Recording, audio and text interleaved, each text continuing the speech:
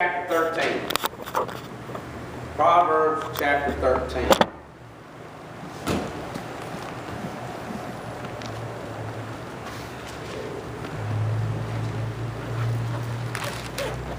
Once you find the book of Proverbs, we're going to be in a bunch of different places in Proverbs today. And so won't stay in Proverbs, but we will be in a bunch of. Brother Jerry was very gracious and allowed me this Sunday school time this morning. And thank God for that.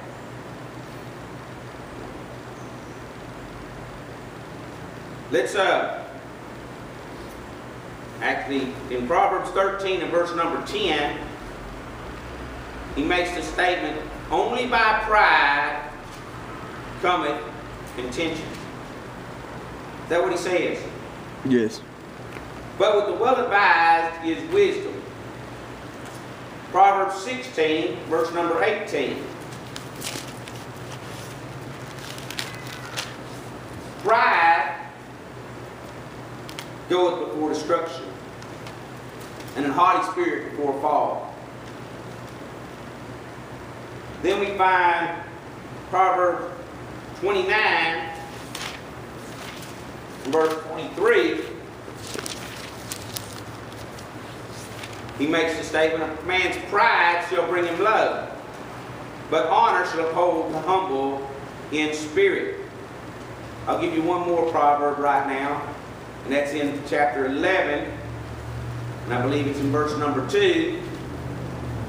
When pride cometh, then cometh shame, but with the lowly is wisdom. But with the lowly is wisdom.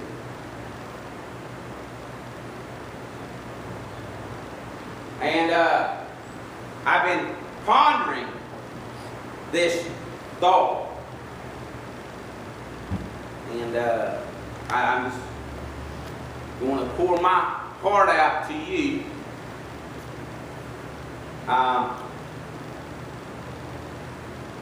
Because I wake up mornings, every morning, just like everybody else, and there seems to be nothing wrong in my life, and more than what's common to man. I mean, I've got the same aches and pains as anybody who's been rode hard, put away wet when they were young, and then they're starting to get a little older, and they get up with some aches and pains and stuff like that. And so, you know, I don't have my life pretty calm, seems pretty calm. There's no real chaos, no real confusion out there. But I find myself, now this is me, I'm not talking about you, plagued with this thing called pride. Plagued with it. You say, plagued with it. Preacher, you're not a boastful man or outwardly arrogant man. Preacher, you're not this or that. And I hope I'm not. I try not to be, because I don't think that highly of myself. I don't think. But pride comes in different things to different people. When we think of pride, we think of that one who is truly wears medium shirts, who is medium, and does that on purpose so he can show off his muscles, not because he buys shirts and they just happen to be a little bit smaller on them. I know some guys, and I'm not talking about Rooster. I know his some people make fun of him because he's got some pretty muscular arms, but I know some guys that they wear their tank tops to show off their muscles. And so, you know, and girls do the same thing, only different. They try to show off themselves, and they want people to know how great they are. They bring all their trophies, and they will drive. They're rich, so they'll drive the fanciest cars and stuff. And we think of pride in that kind of way.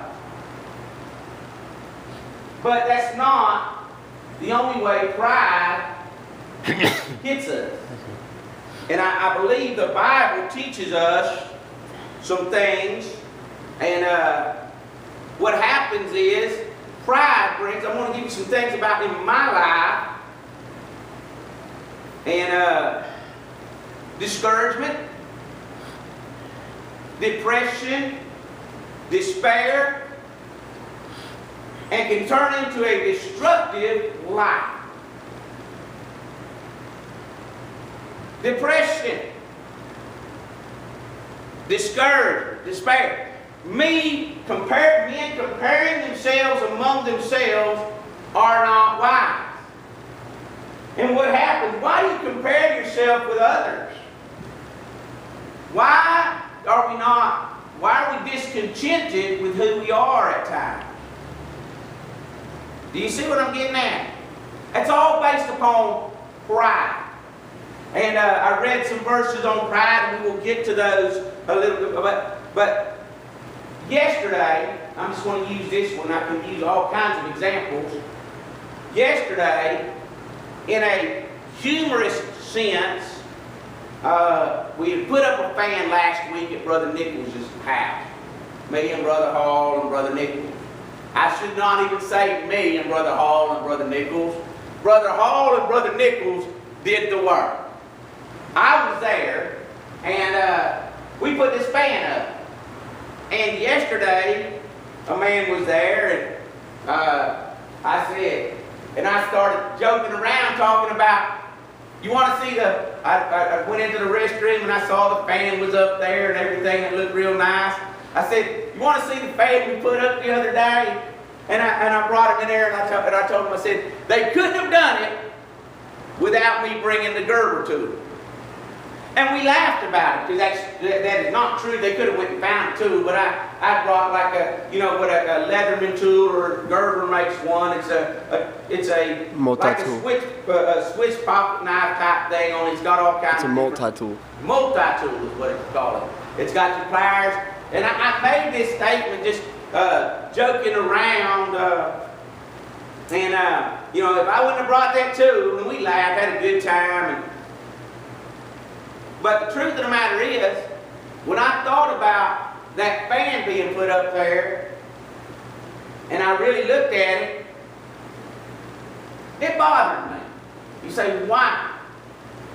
Because I couldn't have done it. Some people have so many gifts and are so able to do so many things, and I can't do it. All I can do is what I breathe. All I can do is bring a tool. That's the best I could do. You know what? That's all God had for me to do. But you know what happens? Now this is me. I know y'all don't ever have any of these kind of problems. With me, I'm sitting there saying, man, I shouldn't have been able to do that. I shouldn't have to call somebody when my car breaks down and start depending on somebody else to take care of my situation. I ought to be able to do that stuff. And you start thinking, all these people, God lets them have these gifts and gives them these gifts, and I'm just little old me. I'll give you another one. Y'all were all there. I come in Friday night wearing my Hawaiian shirt, and we all laughed. Everybody laughed. It was kind of, and I did it to be a little bit humorous. But you know why I did that? On one side was to be humorous. The other side is, I wore my red shirt the night before and was picked on for it. But I looked at the video Wednesday night, and another man was wearing a red shirt, and he wasn't picked on. You know what that does to me? Now this is me. If this gets out in the world, all sees this, and they find out I'm a real person, it gets me to where I'm, why is he picking on me? Why did he pick on that other guy? Is that all I'm good for, is to be picked on? That's pride. I'm trying to get you to understand this happens in my life. It can happen in anybody's life. We start comparing ourselves with each other, and we start saying, "Wow," and depression, discouragement. So what happens through pride? And I want to show us some things. Number one, we'll look at Psalm 73 and verse number 6. Psalm 73 and verse number 6. I want us to see this verse. Can you get there? In Psalm 73 and verse number 6, he says, "Therefore pride compasseth them about as a chain." You become chained by pride.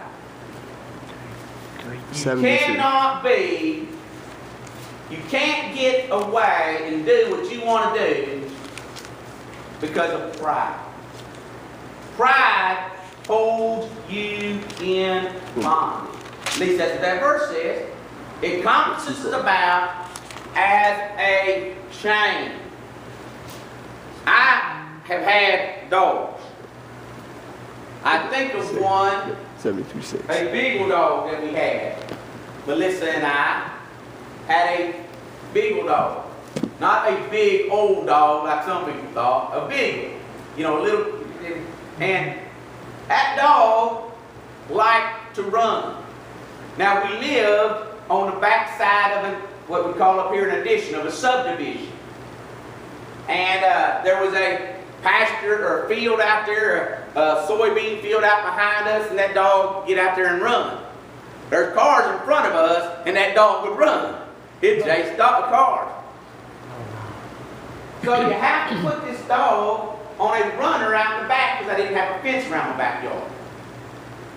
And if I would have had a fence around my backyard, that dog liked digging. It would have dug a hole and got out. So you had to want a runner or a chain keeping him from being able to get away. Did we not keep him on that chain? And then he'd bark. And our neighbors would complain because the dog would bark. Because you ever hear a beagle bark? I mean, so they're loud. They're little, but they're loud. And I say little, I mean they're not a big dog. But they're not, you know. And so here's this dog barking. But he's on a chain. He cannot get away and do what he wants to do. I think that a maniac of Gadara was chained. Pride will chain you. You will always see a limitation because of pride. And you know what happens sometimes? To break through that limitation, you'll go to the extreme. You'll do things that you would not normally do to prove that you don't have limitations. That's what pride does. It's a chain. Number two, the verse we already looked at in Proverbs 13, only by pride cometh contention. Now I know some guys who are naturally humorous people, funny people. They'll get you laughing at the drop of a hat. They don't even have to go buy a hat. They don't have to go find a hat. They don't have to steal a hat. They don't have to get a hat. They seem like they're naturally wearing a hat to drop. I mean, everybody else's hat drops and they're funny. But some people are trying to keep from contention because there's so much contention inside their own hearts. So much stress and strain in their own hearts. That now there's contention inside them, and so they flee situations that are contentious. Why? Because only by pride comes contention. And then there's some who everything they do seems to cause contention. Do you not know that there's both extremes of that same thing? But here's the thing. There's contention inside somebody, and so they're trying so hard to make sure that people don't think there's any contention that they act like everything's funny. They act like foolishness. Do you not realize that happens? It may never happen in any of y'all's life. It might not be that you become contentious with people because of the fact that there's pride in you thinking. Now we always think about it, or I say we always. We normally think about it as, well, when two people get in a fight, one of them is at least proud. Paul and Barnabas got in a fight. Strong contention, what the Bible says. And we say, I say we, if we believe the Bible, only by pride cometh contention, we say there was somebody was proud in that situation. Or both of them were proud in that situation. So when we think of contention, we think of the outward action. But when God deals with an inward sin of pride, just like that chain that nobody knows is holding you down, contention is something in our heart that causes, that shows up sometimes. Or we force it not to show up, so we go to the other extreme. Pride. Only by pride cometh contention. So we find there you're chained by pride. You have contention by pride.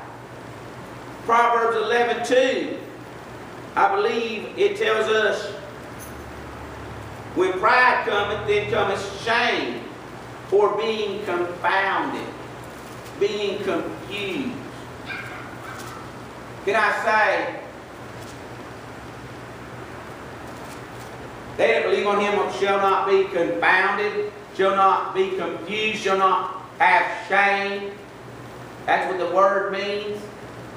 And this whole idea here is that when there's pride, it brings about confusion. How do you know what God wants you to do when pride is arguing with you? Do you see what I'm getting at? These things are the results of, or evidences of, pride. Do you find yourself confused about what to do, when to do, how to do things, instead of just confident in the Lord? Are you confounded? Do you find yourself? That's pride. See, God teaches us these things about pride. So that's what happens. So what happens? So you find yourself chained. You can't get free. You find yourself find this contention inside of it. You can't get peace. You find yourself confounded. There's no real peace or joy there. And when these things happen, you find that you're living in depression, discouraged, not in peace. Now, I'm not talking about peace with God. That is something that is a standing and is secure based upon the blood of Christ. That is a doctrinal peace. It is a true reality of peace. But what about a practical peace? And this is what God wants us to have, is a confidence in Him, a peace not just with Him, but a peace through Him, because of our confidence through Him. Not about our standing or our security, but about our usefulness. See, what happens when you're there and you say, I have nothing to offer. The truth of the matter is, all it says you have nothing to offer is pride. All it tells a person that they cannot accomplish anything or be part of this, that you're an outsider, is pride. Now, I'm telling you this because this issue of pride is what holds you, me, and anybody else down from doing all God wants them to do. Whether it be the idea of you feel shame, you feel contention, you feel confusion, whatever those issues might be, there's no true real peace, and you're trying to prove there is. Y'all have never been there? I'm the only one who's ever battled with this thing. Proverbs. What happens through pride? You're chained, there's contention, there's confusion. Proverbs teaches us the downward trend continues to destruction. Destruction. Is that not what we read that a minute ago? I think that's in Proverbs 29. In a man, no, that's he brought, so bring him low. Excuse me, Proverbs 16. I knew it was one of them. Proverbs 16. He tells us in verse number 18, pride goeth before destruction, a haughty spirit before a fall. So, what happens? You get depressed, you get discouraged, you get discontented. You look for ways to escape those things.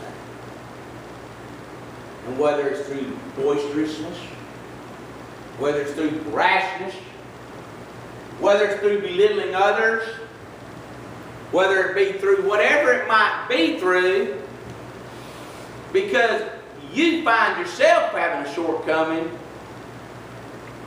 you try to overcome that by self. And you know what happens? I used to tell my son, who is a gifted baseball player, I used to tell him, let another man praise thee. Does that know what I tell you? Not thine own lips. That's Bible. Yes. Don't go about telling people how good you are. Don't be boastful. But the other thing I would tell him is when these young guys mess up, don't belittle. Try to bring them up without belittling them. Not trying to show them how much better you are than them. I say that because pride tends to result in us doing those kind of things. It results in us doing things we would not do. It results in us doing things, going places we would not go. Proverbs 29 says pride will bring you low. I mean, what do you do when you get depressed? Well, let me tell you what, the Bible tells us that drunkards drink. We will find that if you look up the word pride, follow that thing through the Bible, you'll find the pride of drunkards and their drink. You'll find that people try so hard to prove their worth that they lose their value. You say, what are you talking about? I would tell my son, and this is what, don't try to prove that you're something because nobody will want you around after a while. Is that not true? Yeah, how many of y'all want somebody who's always trying to prove to you, I'm the best? Hey, I'm the one, I'm the ball hog on the team, I'm the best player on the team. Get me the ball, I'll shoot it, I'll whatever. And nobody wants them on that team. Especially unless they're trying to win a championship. They want, but when it's a game, they're having fun. Nobody says, hey, call the guy over here who's never going to let anybody else play. He's going to get the ball from one side of the court. He's going to dribble it all by himself. He's going to run to the other side of the court. He's going to put it behind himself, sit there, and then he's going to do a hook shot. And boom, he's going to make a basket every time. We're not even having any fun. We're just out here having a good time. You don't want that one. He's always trying to prove he's something. So, you don't want that one. That's what happens. What do you do when you get depressed? When you let pride have its way. Others hide themselves behind the veils of falseness and folly and being funny. There's people that do that.